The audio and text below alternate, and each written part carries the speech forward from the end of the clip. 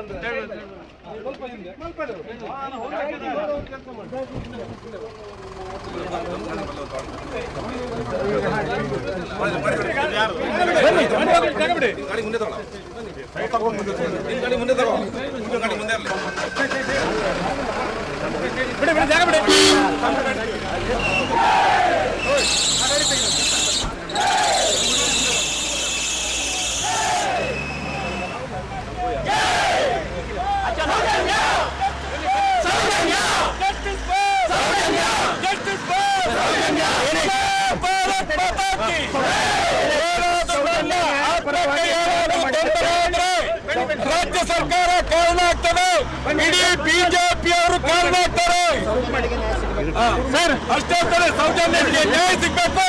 ಇದಕ್ಕೆ ಎಲ್ಲ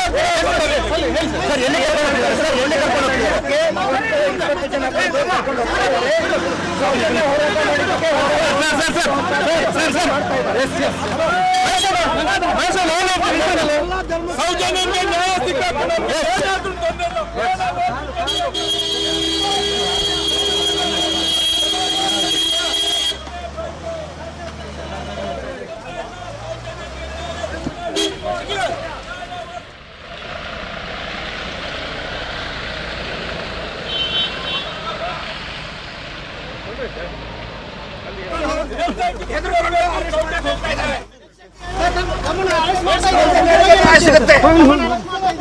ಏನಿಲ್ಲ, ಸಂತೋಷ ಆಗ್ತಿದೆ ಅಷ್ಟೇ. ಸುಳ್ಳು ಕೇಸ್ ಮಾಡಿ ನಮ್ಮನ್ನೊಳಗೆ ಆಗ್ತಾ ಇದ್ದಾರೆ ಇವತ್ತು.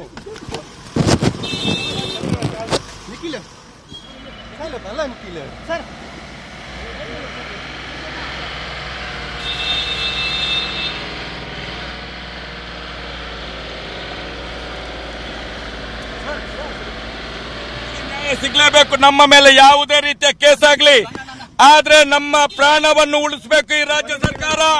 ಬಿಜೆಪಿಯವರ ಸುಳ್ಳು ದಾಖಲೆ, ಬಿಜೆಪಿಯವರು ಮಾಡಿದಂತ ಪಾಪದ ಕೂಸು, ಬಿಜೆಪಿಯವರೇ ಮಾಡಿದ ಪಾಪದ ಕೂಸು ಸರ್ವನಾಶ ಆಗಿ ಹೋಗ್ತಾರೆ. ಸೌಜನ್ಯಗಳಿಗೆ ನ್ಯಾಯ ಸಿಗಬೇಕು.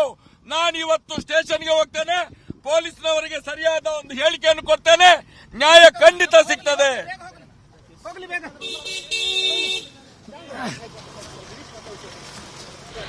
ಹಲೋ,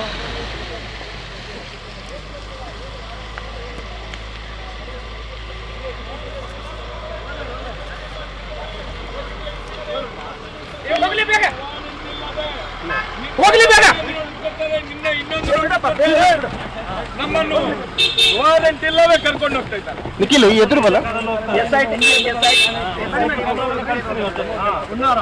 SIT ಮುಚ್ಚಿಸ್ಲಿಕ್ಕೋಸ್ಕರ ಇದನ್ನೆಲ್ಲ ಬಿಜೆಪಿ ಮಾಡಿದಂತ ಪಾಪದ ವೀರೇಂದ್ರ ಹೆಗಡೆ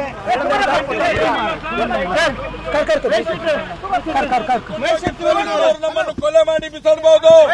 ಜನಗಳು ದಂಗೆ ಹೇಳ್ತಾರೆ ಈ ರಾಜ್ಯದಲ್ಲಿ. ಎಲ್ರೂ ಎದ್ದೇಳ್ಬೇಕು.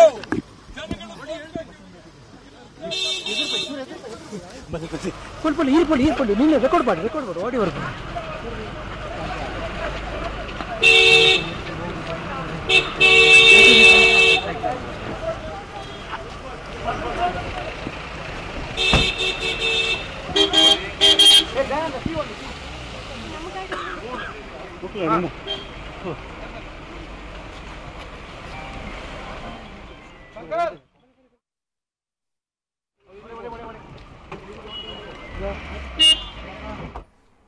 ಗಮನಿಸ್ತಾ ಇದ್ದೀರಿ ನೇರ ದೃಶ್ಯಾವಳಿಗಳು. ಮಹೇಶ್ ಶೆಟ್ಟಿ ತಿಮರೋಡಿ ಅವರನ್ನ ಪೊಲೀಸರು ಕರೆದೊಯ್ದಿದ್ದಾರೆ. ಅವರ ನಿವಾಸದಿಂದ ಪೊಲೀಸರ ಜೊತೆಗೆ ಖಾಸಗಿ ಕಾರ್ನಲ್ಲಿ ತೆರಳಿದ್ದಾರೆ ಮಹೇಶ್ ಶೆಟ್ಟಿ ತಿಮರೋಡಿ.